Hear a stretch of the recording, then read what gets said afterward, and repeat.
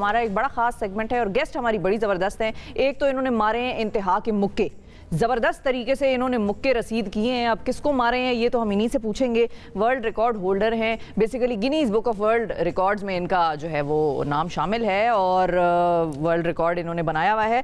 1800 से ज़ायद मुक्के मेरा ख्याल है इन्होंने मारे हैं। अब पता नहीं किसको मारे, अल्लाह बेहतर करे उस शख्स के लिए कि जिसको भी इन्होंने फड़का ही ना छोड़ा हो, लेकिन यह है कि ऐसे मुक्के मारती हैं। इसके अलावा इनकी बड़ी खासियतें हैं। 18,000 बल्कि 1800 नहीं 18,000 मुक्के जो है इन्होंने रसीद किए हैं। और एक और चीज़ मैं आपको बताऊँ, अब ये कितने टाइम में किए हैं ये भी हम इस पे जानेंगे।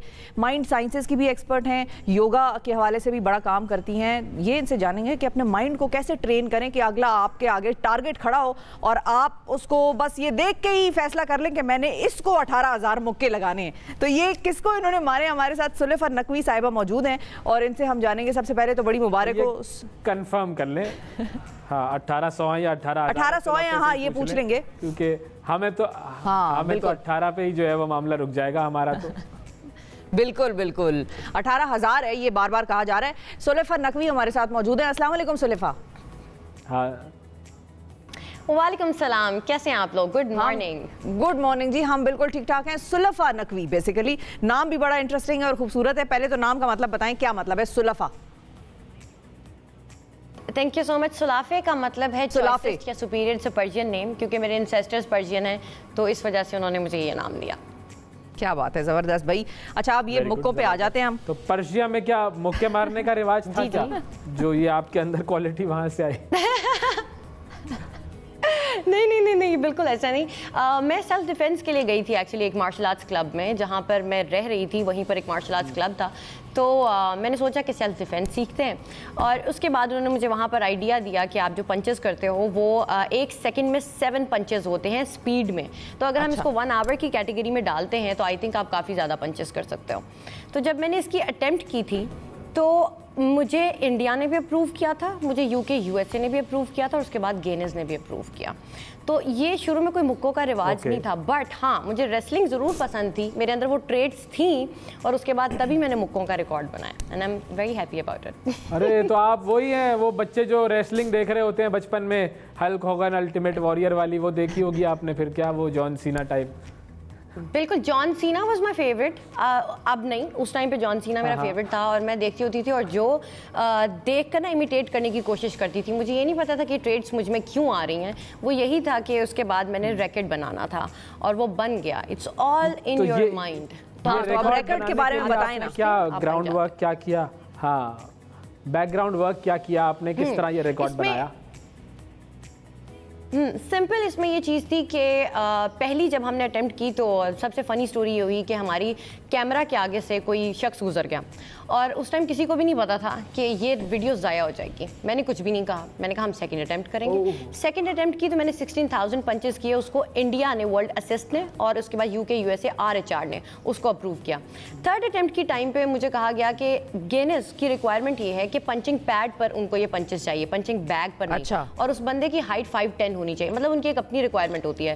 थर्ड अटेम्प्ट जब मैं करने जा रही थी तो मैंने जो होल्ड किया हुआ था पैड को, मैंने कहा मेरी मूवमेंट ठीक नहीं है, मुझे पता है, बट इसको प्रैक्टिस के लिए मैं करूंगी। उसका बड़ी ढीठ लड़की है ये तो मैंने कहा अच्छा थर्ड अटेम्प्ट कर लेते हैं। वो जो मेरे पंचेस थे वो और ऊपर चले गए। मुझे उससे ख्याल आया कि एक आखिरी अटेम्प्ट करनी है जो कि चौथी अटेम्प्ट होगी और वही पहली ही अटेम्प्ट वो एक ऐसी होगी जो गेनेस को जाएगी, परफेक्ट वन। तो मैंने यही किया। 1 आवर के अंदर पंचिंग पैड था जिसके ऊपर मैंने पंचेस किए लगातार विदाउट एनी ब्रेक ले सकते थे पर मैंने ब्रेक ली नहीं। और उसके अंदर उसके बाद मेरे नकल्स जो थे वो सारे ज़ख्मी थे, बिकॉज जब काउंट किया गया पंचेस को तो वो 21,000 से ऊपर के पंचेस थे। और बाद में आप क्लेम कम पे करते हो जितना आपको परफेक्शन लग रही है जिन पंचेस में। तो हर दफ़ा स्ट्राइक करना, मुझे सायाटिका का इशू था, डॉक्टर्स अलाउ नहीं कर रहे थे और साथ ही साथ मेरे नीज उस टाइम पर स्टक हो चुके हुए थे 1 आवर एक जगह खड़े होकर। तो मुझे बाद में समझ आई और मैंने अपनी सिस्टर को कहा जब ये अटेम्प्ट ख़त्म हुई तो मैंने उसे कहा, मैंने कहा मुझे पीछे ज़रा प्लीज़ पकड़ लो बिकॉज मैं गिरने वाली हूँ। तो ये इस तरीके से था। दिखने में थोड़ा सा लग रहा होता है कि आप टैप कर रहे हो, बट कहा जाता है कि आपकी एक स्ट्राइक की आवाज़ आनी चाहिए, वो भी ज़ोरदार। तो आप जब 21,000 से दफ़ा पंचेस करते हैं तो अब सोचे फिर आपके यहाँ पे ब्लड भी निकला होता है और आपकी हालत भी बुरी हो रही होती है। तो आपकी अच्छा, क्योंकि माइंड साइंसेज में भी आपने जो है वो काफ़ी पढ़ाई कर रखी है, समझती हैं आप माइंड को अपने कैसे, अब ये तो आपको पता था कि आपने कन्विक्शन दिखाई कि भाई ये मैंने करना है और ये मैं कर लूँगी, लेकिन आम आदमी जो ये करना चाह रहा है या कोई किसी भी किस्म का ज़िंदगी में कोई काम करना चाह रहा है, वो माइंड साइंसेज के ज़रिए किस तरह अपने ब्रेन को ट्रेन करे, या टिप्स क्या देंगी उनको आप कि भाई ये 3 चीज़ें कर लो अपने ब्रेन के साथ ताकि तुम्हारी कन्विक्शन स्ट्रांग हो जाए?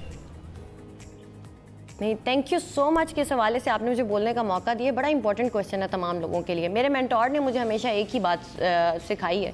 उन्होंने मुझे हमेशा कहा कि चीज़ें 2 दफ़ा होती हैं, एक दफ़ा जहन में और एक दफ़ा सामने आपके फिजिकल वर्ल्ड में। If you can see it you can be it. अगर तुम्हारे जहन में एक चीज़ आ रही है, तुम इमेजिन कर सकते हो, क्रिएटिव विजुलाइज कर सकते हो कि तुम ये कर लोगे, तो हकीकत में ये चीज़ तुम कर सकते हो। मैंने किस तरह से की थी कि 1 आवर, ये एक पिज़्ज़ा है, फिटनेस से मेरा ताल्लुक है लेकिन मैं पिज़्ज़ा की मिसाल दे रही हूँ। तो 15 मिनट जैसे गुजरे, मैंने कहा 1 स्लाइस हो गया है, 3 स्लाइस बाकी रहते हैं। तो मैंने आराम से इस चीज़ पर ये नहीं सोचा 1 आवर में कैसे करूँगी। मुझे ये था हर 15 मिनट के बाद या तो अपनी स्पीड बढ़ाओ या कंसिस्टेंट रहो, कम नहीं कहीं पर भी एक चीज़ को होने देना। और उन्होंने मुझे कहा ब्रेक लें।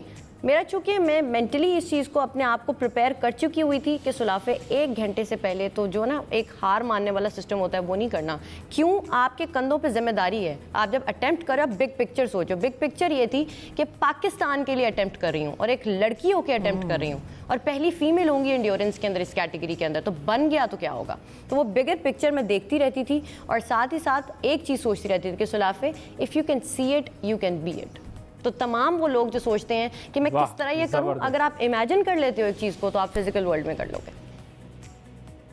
इमेजिनेशन तो इंसान की अनलिमिटेड होती है, जिसको कहते हैं ना तखय्युल जो है वो लामहदूद है, और आप उसमें जो सोचें वो आप कर सकते हैं, प्रोवाइडेड कि आप उसके पीछे जो है वो लगे रहें। बिल्कुल सही कहा, बिल्कुल सही। अच्छा, ये इससे पहले ये रिकॉर्ड किसके पास था?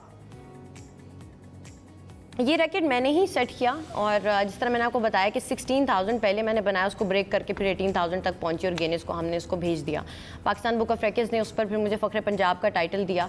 बड़े लोग इस पर एतराज़ करते हैं, वाई फ़ख्र पंजाब, फ़ख्र पाकिस्तान होना चाहिए था। मैंने कहा भाई इतना रिकग्नाइज कर दिया किधर। तो ये मैंने ही सेट किया है और इसको 5 साल हो गए हैं इस चीज़ को। 2017 में मैंने इसकी अटैम्प्ट की थी, भेजा था और हम इस पर कामयाब हो गए थे, तो शुक्र अल्हम्दुलिल्लाह। और मैंने हमेशा नॉमिनेट किया है राशिद की बेटी को, फातिमा को, और मैं आज भी यहाँ बैठकर उसी को नॉमिनेट करूँगी। मैं चाहती हूँ कि रैकेट अगर कोई ब्रेक करे तो उसको सिर्फ पाकिस्तानी लड़की करे। मैं यही समझूंगी कि ये रैकेट मेरे पास है और ये रैकेट हमारे पास है, बस। बिल्कुल, ये होनी चाहिए स्पिरिट, दैट्स द स्पिरिट। भाई क्या जबरदस्त, आपसे बात करके वैसे बड़ा मजा आ रहा है। आप भी कोशिश करें, मुझे नॉमिनेट नहीं ना किया उन्होंने। कुछ लोग हैं जिनको मैं भी मुक्का मारना चाहूंगा, आप भी उनको दरमियान में रख होते हैं ना। हाँ बिल्कुल, ऐसा है कि जिंदगी में कुछ लोग ऐसे होते हैं कि जिनको मुक्के मारना चाहते हैं। तो अगर आप कोशिश करें तो आप कोई टिप्स दे देंगी सुलाफे इनको, शिफा को, कि कैसे मुक्के वुक्के ये मारे? कि अगर आप किसी को मुक्के मारना चाहते हैं तो क्या करें? मैंने हमेशा अपने योगा की वीडियो में एक चीज़ लोगों को बताई है। जब भी मैं उनको योगा के सेगमेंट्स में डिफरेंट चीज़ें मैं बताती हूँ, मैंने कहा आप क्रंच करें और एक पंच करें, थ्रो करें। आप योगा कर रहे हैं, आप स्क्वाट कर रहे हैं, आप किक करें। इससे ये होता है आप सामने पिलो रख लो। मैंने कहा सामने कोई हो ना, बिकॉज उसकी जिम्मेदार मैं नहीं हूँ। अब आपने ये करना है कि उस पर पंचेस थ्रो किए, आपकी एनर्जी चैनलाइज हो जाएगी। बिकॉज उस टाइम पर आप क्या करना चाह रहे होते हैं, एंगर में आप यही करना चाह रहे हैं कि पंच थ्रो करना चाह रहे हैं।